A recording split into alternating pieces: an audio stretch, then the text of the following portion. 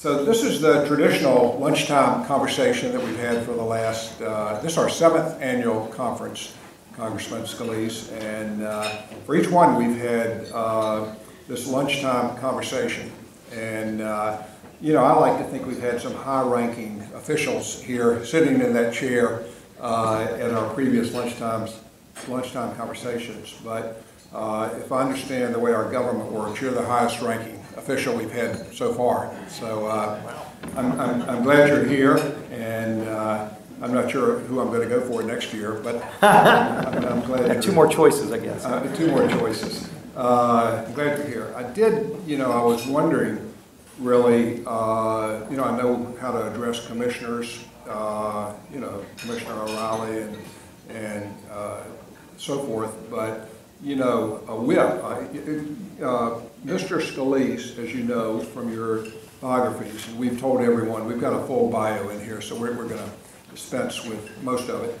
But I mentioned earlier, I wasn't exactly sure, you know, how to address you. You know, like Mr. Whip sounded, I wasn't sure whether that works, Mr. Whip. Although I said that earlier, but when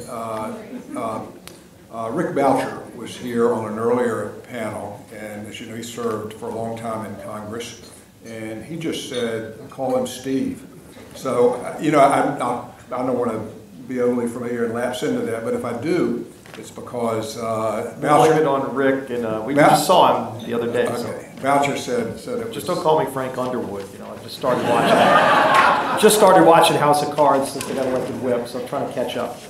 Okay. Steve works just fine. Okay, Steve. Okay, well, we're going to get started, and I just want to briefly, again, your bio is in this brochure, but I mean, you've now risen to House Majority Whip, which is the 3rd ranking member of Congress. And when I looked at your bio, it may not seem that long ago to you that you were serving as Speaker of the Louisiana State Student Government Association. Or maybe it does, but that, you know, struck me as quite a meteoric rise in politics. So I thought maybe you could just tell our audience, when did you first become interested in politics, and how, and where did that interest originate?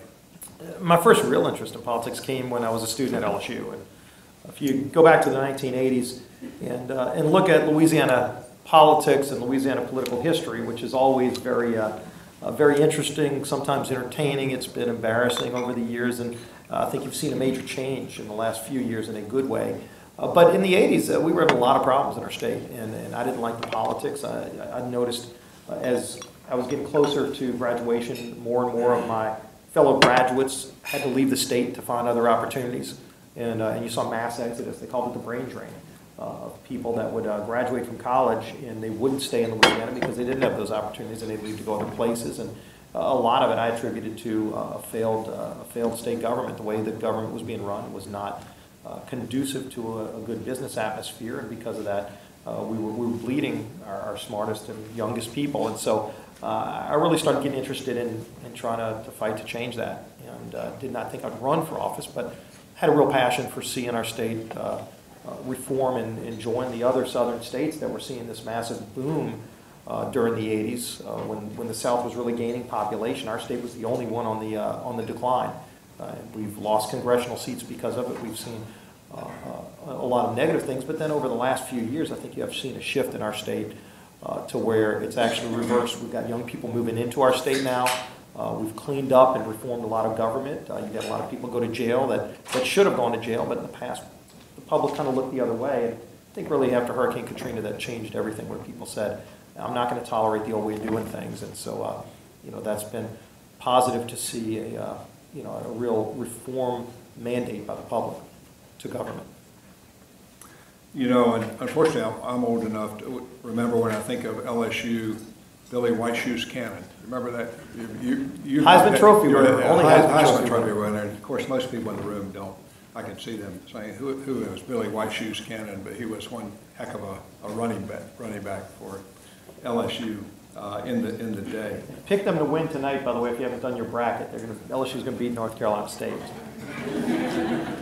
You know, one other just quick LSU note. When I was in high school and played basketball in North Carolina, Pete Maravich, who of course went to LSU, he was there, and his father was coaching NC State, and he played for Raleigh, the high school there, and we had to play against them, and it was my unfortunate duty to try and guard Pete Maravich. My goodness. Here, he is still the leading scorer in NCAA history. He played at a time when freshmen weren't allowed to play, and there was no three-point line. Some people have gone back and actually imposed a three-point line and said if there was a three-point shot back then, his score would have been even higher, but he's still to this day on the NCAA scoring record for college basketball, and a great person. Lived in New Orleans, played for the Jazz. I got to see him play for the Jazz, and he left too early. He had an incredible touch, as they say. We're going to talk about communications policy, don't worry, but the basketball and football. I did get a degree in computer science from LSU, so I actually practiced in that world and wrote software, and got to enjoy being on the front end for years of seeing this revolution in technology. So before we talk more specifically about regulation and communications policy, since you are the House Majority Whip, just describe briefly what that job, entails. I know they used to refer to one of your predecessors, I think, as the hammer, if I recall that correctly. But in whips, sounds more gentle, perhaps. I don't know, but maybe not. But describe what the job of whip is, and then if you could just tell us what the top 3 or 4 issues are currently as we sit here on the agenda of the House. Sure. The main job of the whip is to make sure that when our leadership wants to move a bill onto the House floor, that it has the votes to pass. And of course, 218 is the magic number. And if you look, it really involves, the thing I love about it the most is it involves having a direct contact with all of the members of our Republican conference. I work from time to time with Steny Hoyer, who's the minority whip, but there are not that many opportunities, maybe on an issue like trade, where Republicans and Democrats will combine to put something together. But when you're talking about the bulk of the policy that we've been moving through the House, it's working with our Republican conference, finding out where members are in issues, really anticipating problems before they happen. And if you see a piece of legislation that's maybe coming out of a committee or getting ready to become a priority that's going to move through the process, you want to talk to a wide range of members to find out where those issues are that people might have and address them on the front end so that by the time the bill gets to the floor, it's been dealt with. One clear example when you talk about the top 3 right now, the budget is number 1, passing a budget. Works closely with Chairman Price, Chairman Thornberry of Armed Services Committee, and the rest of our leadership team over the last few weeks to put together a budget. There were some issues we've been trying to work out between our more defense hawk-minded members as well as fiscal hawk-minded members that wanted to strike that balance between the proper level of funding for the Department of Defense. And going into yesterday, there still wasn't an agreement made. And this morning we finally reached an agreement, and then the budget was passed out of committee today. And so working with all of our members to find the areas where we could actually achieve the things we want. The budget's a great vision product. You go look at our budget, it balances within the 10-year window. It does major reforms to government, saves Medicare from bankruptcy, calls for tax reform to lower our rates so we can be competitive as a nation, and allows the process for reconciliation so that we can pass a bill to the President with 51 votes in the Senate, which, as you can see in this Senate, getting 60 votes for anything is very difficult. So I think it's real important that we move our priorities through, and the budget's the biggest one right now. There are other things that, over the next few months we're going to be maintaining as top priorities, continue to focus on economic recovery. A lot of good jobs bills that we've moved out of the House, there are more coming. And then moving the appropriations bills, which set our priorities that we want to do to fund the government in a fiscally responsible way, and also put riders on those bills that rein in some of these federal agencies that are doing a lot of things that are harming the economy. And we hear those problems from our constituents all the time. Okay, now to move more directly into regulation communications policy, I want to ask you this question. Here at the Free State Foundation, we describe our philosophy as being free market oriented, property rights protective, and rule of law oriented. That's the way we describe ourselves. And well, up on that graphic up there, it would be on the free market side rather than the government control side. And, so we're unabashed about that, and that guides the way we try and think about issues using those principles that come from that. I mean, just when you approach issues, I'm sure you have your own philosophical perspective. Just how do you think about issues, specifically in terms of whether there should be regulation or not, in terms of a principled way? Very much the same way as the Free State Foundation. I appreciate the work y'all do because you fight for free markets and for a more kind of a laissez-faire, getting rid of this heavy-handed government approach. I have a similar philosophy in that, you look at where we've been successful economically. It's the free spirit of the American people, not the heavy hand of government slowing that down. I've always said, as a computer science major, somebody who's been in the technology field all my life, one of the reasons I think it's been one of the bright spots of our economy, one of the few bright spots, is because it moves at such a rapid pace that government hasn't figured out how to regulate it and slow it down. And you see policies coming out right now. We're having hearing as we speak. I'm going to be heading back to the technology subcommittee in Energy and Commerce. We have the FCC commissioners before us, and obviously we've got a lot of questions about their proposed net neutrality regulation. And when you look at the proposals by regulators across the board to put new regulations in place, whether it's the EPA, the NLRB, FCC in this case, first of all, what's broken that needs to be fixed? Government shouldn't come in and put regulations in place unless there's some harm being done to consumers that only government somehow can solve. And then you look at something like the internet, which has been one of the tremendous revolutionary bright spots of not only of our economy, it's transformed people's lives. And yet you don't hear anybody saying what's broken with the internet. It's actually thriving. And then here comes the government with over 300 pages of regulations to fix it. And it sends shockwaves through a lot of people that are following this. And so ultimately, getting rid of this heavy hand of government that you see in so many sectors of our economy that are killing jobs, slowing down growth, and really raising the cost of living and making it harder for people to get by on tighter means. So it's something that we've seen good and bad, and I think lately we've seen just a very heavy hand that's creating problems. Let's get government back to its basic roles, not in the middle of so many things it shouldn't be involved in.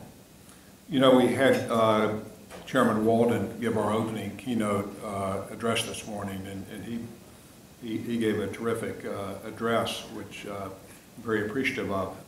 And of course, he mentioned the hearing that he was having today, but one of the things he said, you guys can vouch for me out there, he said, "Tell Steve not to rush back. We've got it covered up there.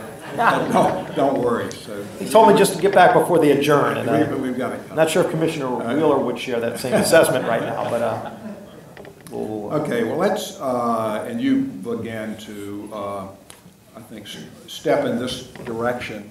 So let's talk about the FCC's order, net neutrality order. And I'll just preface it by saying, and I've said this before, and I've written it, I've been involved in communications policy for almost 40 years now, and I was at the FCC for 3 years as Associate General Counsel, and I do believe this is one of the most momentous orders that the FCC has issued, and during all of those decades, and unfortunately, in my view, it's momentous, but not in a positive way. But I don't want anything I say to prejudice your views. You got me sold. Outrageous. But here's the thing, and I'll just add this: I never thought that when the FCC decided not to regulate broadband under the old regulations, I never thought it would go backwards, but of course it did. So I just want to ask you for your thoughts on what the FCC did. What are the most troubling aspects of it, if you're troubled by it? And then, of course, we want to talk after that about where we go, from there. There's so many things about this approach they've taken with net neutrality that are wrong and harmful. But if you just start with the basic premise that the internet should be regulated as a utility and applying this relic of these 1930s laws, Title II classification of the internet, it's just, when you go and you read through, and Commissioner Pai literally just before I left the hearing, was laying out some of the potential fees and taxes that can be applied to the internet that don't currently apply if this classification goes through. Ultimately, I don't think it's going to go through. I think it'll be challenged in the courts, and I think it'll be pushed back because those laws don't apply. They weren't structured. Congress surely didn't intend those laws to be applied to a free and open internet. And so when you look at what they've said in their case that they tried to build for it, they never pointed to any problems with the internet. It was all these hypotheticals. What if these providers were blocking companies, and what if they were doing this and redirecting? They're not doing any of this. There's no evidence of it. But what will happen is that the FCC will then become the gatekeeper for the internet. Any regulations that they choose to add on top, they will then be able to go use that Title II classification to add in. And then not only that, you'll have every state and local municipality having the ability to apply their fees. In D.C. alone, they'll be able to apply 11% tax on the internet. Is that really something that we want to go forward? Is that really something we think is going to help the internet grow? The other thing is, you've seen billions of dollars of private investment that have built the internet. It's not the government that built the internet. It's private industry. It's this multi-stakeholder model that's been so successful because everybody's got an ability to go out there and add to it. And if you put these heavy-handed regulations in place where you literally can have the government price fixing, why would somebody make that multi-billion-dollar investment next year, the year after? And many have said they won't. That's not a hypothetical. I think it's a real dangerous approach. Again, this is a solution looking for a problem. The internet is working really well. You don't want the federal government coming in and fixing it. Again, with their starting bid is over 300 pages of regulation. Do you really think it's going to end there? And is that the right approach for our government? I would suggest strongly no. On an earlier panel, too, I mentioned that Rick Boucher was here, longtime chair of the Communications Subcommittee in Congress. And, I confessed to the audience, I didn't have a chance to write out questions for that panel beforehand. And so they were all a surprise, but I put one to him, and his answer didn't really surprise me, but I think it was important. One of the aspects of the FCC's decision that has troubled a lot of people, and at least has garnered a lot of notice, was the White House's involvement in the decision, if I just put it that way, in President Obama's statement. And because it appeared up until that point, or at least up until some point, that the FCC was headed in another direction. That was the primary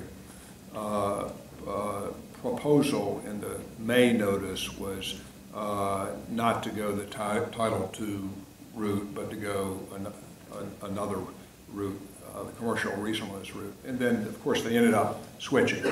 And so I asked him what he thought about the White House involvement in terms of just the institutional relationships in the government between Congress and the FCC, and the White House and the FCC, and whether, because you often hear when commissioners come before the Congress, maybe at the hearing today perhaps, that we understand the FCC as a, quote, creature of Congress, or they often say that. And I said earlier, I don't know whether I subscribe to that in every single aspect, but it has a lot of merit to it. My question is, you've been watching this for a long time. He said he had never seen anything like this in the time that he had been observing, and he was unhappy about it and is surprised by it, I think, and this was Congressman Boucher. Right. What's your take on that aspect of it, and how you think it affects the FCC as an institution going forward? And I think it's very telling that came from Chairman Boucher. To say that, because if you look historically, the FCC has not been viewed as a partisan organization. It's a 5-member body, with 3 picked by the party in the White House, 2 by our side. But most of their big decisions have been unanimous, and so it's a body that works closely with the Congress, looks at the laws. The goal is that they're supposed to be the referee out there where there's problems, where they have jurisdiction. They're the ones that are supposed to be the arbiters, but in a very nonpartisan way. And it's very clear with this net neutrality proposal. If you go back to what they were initially laying out, Title II classification was not remotely part of that mix until the president came in with a heavy hand and said, "This is the route I want you to go." And then ultimately, I think Chairman Wheeler bowed down to those wishes, and I don't think that's a healthy thing, that you have the FCC morphing into a very political body, a partisan body, because it's not their history, and it sure doesn't bode well for the future. And again, I think this will be challenged because the legal authority is ultimately not there, and then if they come out with these rules, it'll be challenged, and hopefully we win. But it's just not a good tone that they've gone in such a partisan way with an agency that, as you said, was created by Congress to just be a light-handed arbiter. Even Bill Clinton used the FCC in a very light-handed way. This is a very divergent approach. Yeah, even aside from whether the commission was created to be light-handed or heavy-handed, certainly in today's environment, I think it ought to be, in my view, light-handed. But when you look at the legislative history of the creation of the FCC, which I've done a number of times, in the Senate, one of the chief sponsor of the legislation that became the Federal Radio Act, which created the Federal Radio Commission, which then became the Federal Communications Commission, just in whole by putting it over in the Federal Communications Act. Senator Dill, who was speaking on the floor, and he repeated this over and over again, he said, the nature of the FCC as you've recited it with the bipartisan membership and so forth, he spoke of the FCC actually as being, he intended it to be an independent body, and he said that in different ways. At times he said almost independent of government, as if it were so independent. So, you can go right back to the creation and see that, it is a different type of agency from the executive branch agencies. And I'll be very interested, in light of what's transpired, to see how this affects the FCC really going forward, as someone that who served over there in the General Counsel's office myself. Yeah, and you're seeing a real interest in Congress to push back on this, and we are bringing forward legislation that would reshape what the FCC can do in relation to these kind of regulations, and there's a lot of bipartisan interest in that. I think there's real concern that you see the FCC getting into an area that's, again, with such a heavy hand on such an important growing part of our economy, that hopefully this is an anomaly. Congress pushes back, the courts push back, and then they go back to being kind of fitting more their historical role of a light touch regulatory agency.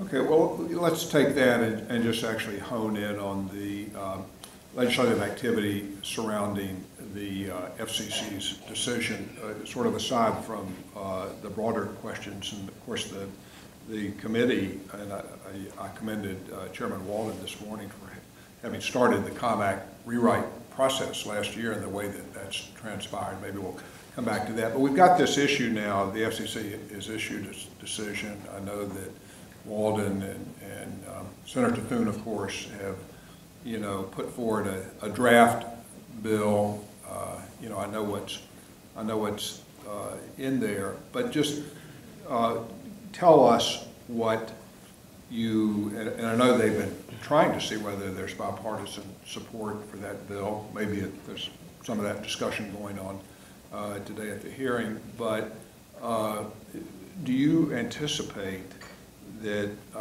Congress, and there is a Republican majority in the House and Senate now, do you anticipate that there will be a congressional reaction that impacts the FCC's decision along the lines that they proposed, or if not that, using some other means at Congress's disposal, appropriations process or Congressional Review Act or whatever. What do you think will happen now in Congress?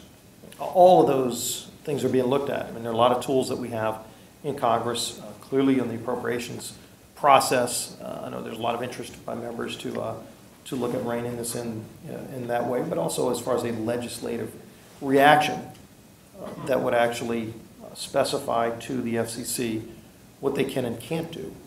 Because right now they are implying that they can do some things that we clearly do not think they can do. And so at being even more explicit, I think there's a possibility the legislation would move through on that. It's all being worked out right now. Conversations on both sides, Republican and Democrat, to see what kind of interest and support we would have on the other side of the aisle as well. Rick Boucher was so bold as to venture a guess that the prospects were 50-50 for legislation.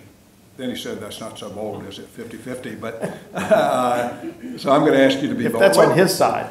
Yeah, he was saying it's unanimous on our side. But yeah, if you had to put odds on it, or if you don't want to be mathematical about it, just give us your sense of whether you think something will be actually done on the net neutrality.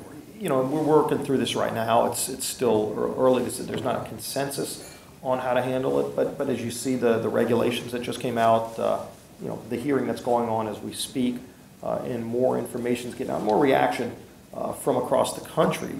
It's not just private companies that are very concerned about this. There are millions of Americans that have a real concern and fear of the federal government starting to regulate the internet. And so as that awareness grows, I think you'll see an opportunity for us to come together on legislation, and if we move it forward, it will pass. But right now, it's still in the early stages before we know exactly what kind of legislative reaction we want to have, but we are having those conversations. Okay, well, we're going to move on from net neutrality, which we could probably talk about all day if we wanted to, but there are other things that are important too. And I want to turn for a moment to the area of video services regulation, because I know you really took a leadership role a couple years ago in offering some legislation. I think it was called the Next Generation Television Act, and if I recollect, that was really a pretty comprehensive and deregulatory piece of legislation that would have done away with a lot of the current regulations that really, and laws that have been on the books for a couple decades or more in some instances.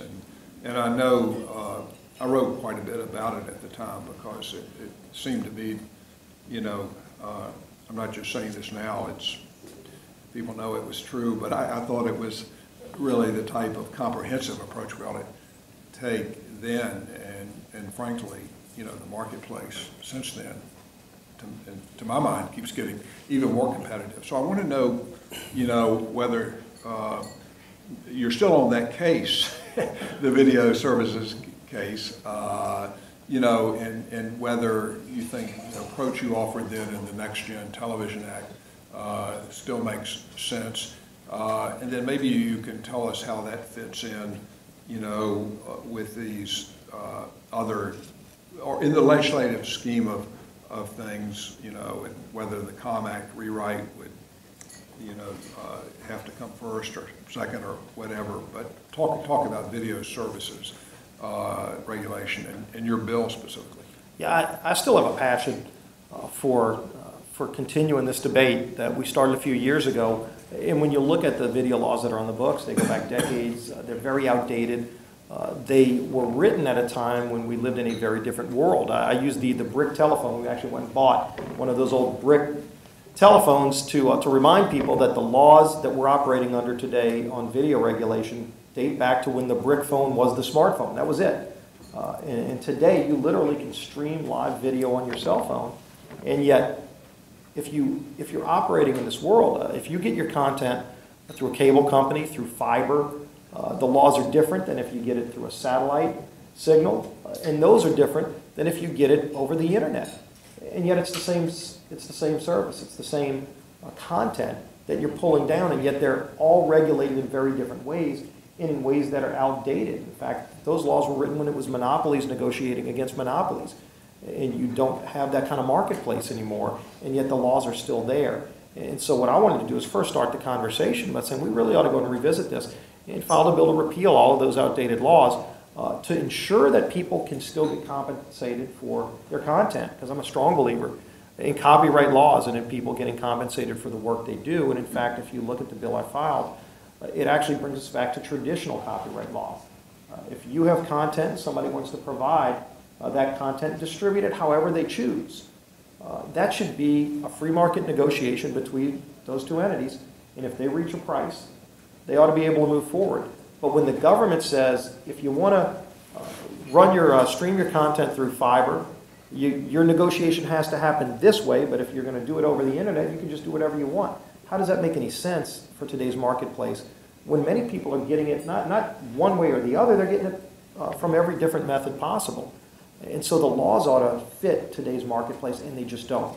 And it's time to update them. It's long past time to update them. So I'm going to continue to push for these reforms, and I think a lot more people are starting to focus on the need to do that. Well, again, I thought that bill was just a terrific example at exposing really how the current laws don't really fit anymore, and especially because it was comprehensive and it was hard for, it seemed to be, for one segment or another to say, you know, that we're not being treated fairly because you were going to a free market type of approach, and I commend you for that. Now, just so we've talked about the net neutrality legislation and your video services legislation. I mean, what, just briefly, you know, again, this COM Act update process, so, you know, in your video services legislation, you know, in theory, could be part of a new Communications Act, and I've been advocating for one of those for a long time. What do you see that coming about, a new Communications Act? I mean, in the broader sense, and if so, give us with your whip hat on or in hand, tell us when that might happen. You know, Chairman Walden, and I don't know if he touched on it here when he was the keynote speaker, but he's indicated an interest in having hearings in the committee and actually starting to talk about this and see if we can get some consensus this year, not just this Congress, but in fact in this year. And I think it is important that we do move a Communications Act update, and so how big that gets, how many things we can get agreement on, I think will dictate it. But I've talked even to Anna Eshoo on the Democratic side, the ranking member on the Telecommunications Subcommittee. She and I have had many conversations. There's some areas where we have disagreement on communications policy, but there's some areas where we do have agreement, and we've talked about how to advance those policies that we feel we can get agreement on to reform and update. And so there's a growing interest not just on the Republican side, but on the Democrat side as well. And I think there's an ability for us to get that done. And again, it's something historically Congress does every 20 or so years, and it's been longer than that since we've taken this on. And I think the marketplace will be much healthier if we remove a lot of the uncertainty that exists where the laws today that are outdated just don't fit anymore, and you have to go to the FCC or somewhere else to try to get somebody to arbitrate if you want to resolve a dispute. And you shouldn't have to go to a regulatory agency whose job is going to be basically to pick a winner or a loser. Well, let's get back to a free marketplace where people have to sit at a table and come to an agreement in a negotiation before you can move something forward. Okay, well, I'm just going to ask you two more questions, and I made a commitment to get you out close to on time, and I want you to come back in the future, so I'm going to try to adhere to that. But I've got just 5 minutes here, and then maybe we'll just reserve one question from the audience. But, you know, the other thing the commission did on February 26th was this municipal broadband action where it preempted the state laws on muni broadband, and that's pretty controversial as well and important. Just, do you have thoughts on the commission's action in the muni broadband area? Yeah, this is another area where I think they've overstepped their authority. How the FCC can come in and tell a state what they can't do in relation to to overseeing broadband in their state, it's unprecedented. And and again, I think this is something that would be pushed back. But what their justification or motivation was, I just don't think it's something that's good policy. I do think you ought to respect a state's ability to regulate their own ability for local governments, or whether they can or can't go forward with their own networks. That should be their choice. And there are good policy discussions that they have about that. Some states have gotten involved in it and laid out their own policies, and there's no reason for the FCC to come in and try to overrule that or trump that by passing this. You know, you mentioned MSU a couple times, I think, in terms of reaching out on a bipartisan basis. And and I think you may be on this bill too, but I forget. There's an effort by some to change the Sunshine Act, I think, and she's been part of that. And I don't know whether that can be done in relation to these other things or whatever, but as someone who actually was at the FCC before the act was adopted and then was still there for a time afterwards, I saw how it actually changed the ability of the commissioners to talk with each other and sort of deliberate. And I don't think that bill's perfect, but I think it might be a step in the direction of improving the process over there, along with a whole bunch of other things. Do you have any thoughts on that? This has come up before, and there's no consensus in Congress on how to handle this. I will say, when you look at the development of the net neutrality order that came out and the regulations that came behind it, we were asking for a lot more transparency. In fact, some of the commissioners on the FCC were asking for more transparency, and Chairman Wheeler held that very closely, didn't really show the public what was going on in the development of that, and kind of drops it at the end. And again, that's not the right approach. That's not the transparent approach this president promised. And so, this is always a balance. There's been conversations in Congress about this, and commissioners over the years have brought it up. There's just no resolution that we've been able to come up with yet. Okay. Yeah, the whole area of institutional reform, even in a much broader sense, I think is important. And I know you and Chairman Alden and others have been working on that. Yeah, we've been working on process reform too. And I've brought up over the years. In fact, we passed again unanimously this year out of the House the bill I filed to consolidate a lot of these reports, some that are outdated. We still have a report that's required by industry and the FCC to compile to evaluate competition in the telegraph industry. Not sure if any of y'all have read that report.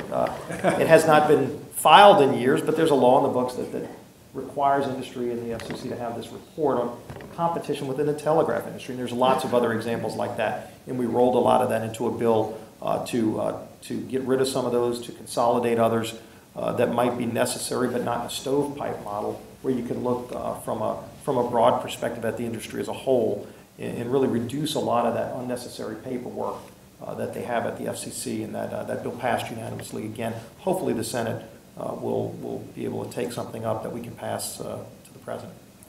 Okay, well, I'm not going to ask any more questions. If I could just have your indulgence. We have a tradition here of at least having one question. So we have Q&A.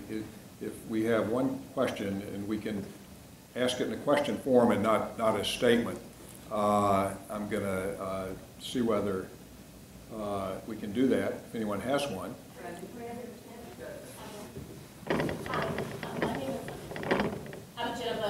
I have a couple of boutique tech firms and also write for Politics365.com on occasion. You seem to express some optimism regarding getting some movement on either the cable rewrite bill or the telecom act rewrite or movement on the net neutrality. To what extent do you think you have political capital to move any of those, or is there any one in particular you think in this particular Congress that you have some leverage to move either in the House and give you predictions for the Senate side as well? On cable and Telecommunications Act reform, that's something that's been building for years. It's been needed for years. This will be hopefully the first year where Congress really starts tackling it from a hearing level, where we really start putting the policy on the table and say where are the areas that we can get agreement to go and make reforms to these outdated laws. And I do think more and more members are recognizing. Before, the big problem for the last few years was that nobody wanted to talk about it because there are some friends that, you friends against friends type battles that you do have to work through. But I think we've actually exposed through the process of talking about this that really there aren't many big barriers we need to break down. We just need to come to an agreement on which ones we can pass through the House with a bipartisan vote that then can move through the Senate. And so I think the chairman's been open to having at least start the hearings. Let's see what areas we can agree on, and then if we get that agreement, let's actually move legislation. So we're not at the stage yet of filing a bill. Clearly, I've filed legislation and laid out what I'd like to see us do, but it is going to take other members, both Republican and Democrat, working through the complicated issues that we have disagreement over and saying, okay, let's finally get an agreement to move some things on net neutrality. Because it's so new, a lot of members are still looking at what is the best legislative response, but there is an interest in having a legislative response, and I think sooner rather than later, before it takes effect. So that is something we do have a lot of interest in seeing Congress tackle. Okay, well, I know Congressman Scalise has to head back to the hearing that's going on. It's been an absolute pleasure to have you here. As I said, I don't know where we're going to go next year. We may get you back for the lunch and carry on the lunchtime conversation, but we'll talk about the successes that we had passing this legislation. Right. We'll talk about where we are then, but I'd like for everyone to join me in thanking Congressman Scalise. Thanks, Randy. Thanks, Free State Foundation.